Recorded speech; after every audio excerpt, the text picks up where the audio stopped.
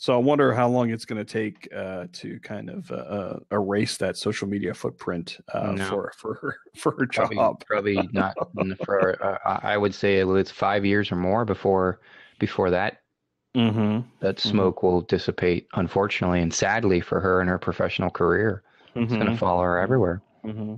You know, So and how many times do you and I and other professionals out there say, be careful what you put out there and be careful what you do, regardless of where you are at, because I mean, I say it all the time. There isn't a moment that I'm not a nurse practitioner. mm-hmm. Whether Mm-hmm. you like it or not, it's part of the deal. Yeah. Yeah. Whether you're a nurse in the healthcare field, you are held to a higher standard because of what you've chosen as your career. Right. You don't like those words, you should probably look for a different career. But I mean, she could be, kind of taking steps to, to really correct that. I mean, it was a national story. She goes on a national show, issues an apology. If I were her, I would start writing about this. I would start writing about her experience. Maybe, I mean, from a media standpoint, she'd be a great speaker somewhere to Hmm. raise awareness about something like this. Even in medical education, whether in a residency program or medical schools or nursing schools or provider schools. Social media etiquette 101. Yeah, and if she's Here's able to, what not to do. and if she's able to turn that around, then Yeah. maybe not so negative social media footprint out there. If Oh, she's absolutely. I think if she turns it into a proactive ordeal. Do you know who Katie Duke is? oh yeah, I talked a lot about Katie Duke. Yeah. Yeah. So, Katie Duke kind of did the same thing. So for people who don't know, who is that? Katie Duke is now a nurse practitioner, but she was a registered nurse at the time, and this was 3 years ago, Mhm. 4.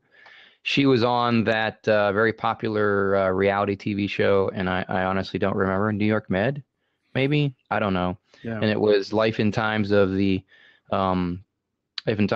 ER in a very prominent New York ER hospital in the hospital. And she was one of the nurses that she's a registered nurse and was part of this reality show. She took a picture of the trauma bay empty after the patient had been cared for. And unfortunately, I believe the patient did not survive. And she just posted an empty room with how the floor looks after a trauma and the leftover, equipment, blood on the floor, take your pick.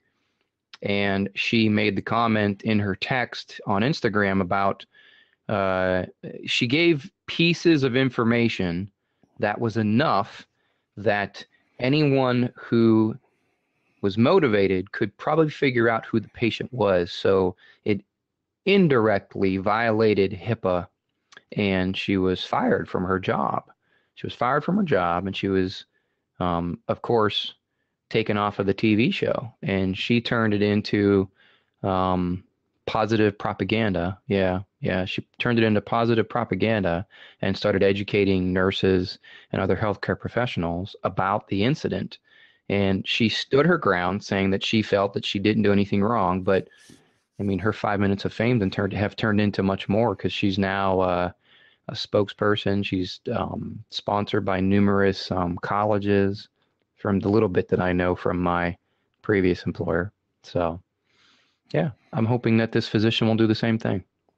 Yeah, yeah, and it'll be interesting to see because at least for the short term, maybe like She's already started. So she's gone on to national news to apologize and to explain herself. I'm and I sure it's going to take a couple times. People aren't just going to say, "Oh, you're forgiven." mm-hmm, It's going to take a little bit for people for that anger to wear off, mm-hmm. because she's held to the higher standard, I mean, would people treat you differently, Mike, if they knew that you did something like that? People would probably expect it, depending on who you talk to. So, I'm a bad example. Yeah, okay.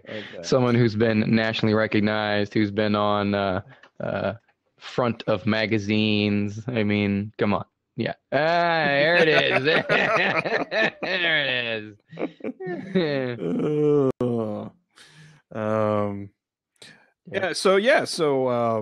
Yeah, our friend David here has a great comment. If the Uber rider wants to get past this, I think she should get active on social media, not just about this incident, but other professional issues, apologize, explain, and then move on, build an online presence about other stuff.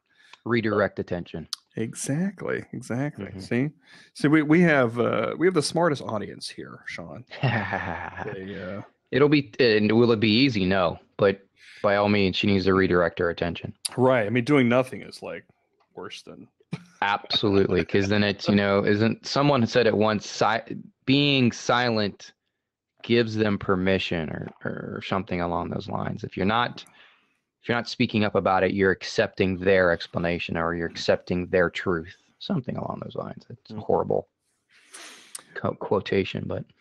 So hopefully we'll see good stuff from this doctor, and hopefully this first national interview and apology will be the first step with that. Yes.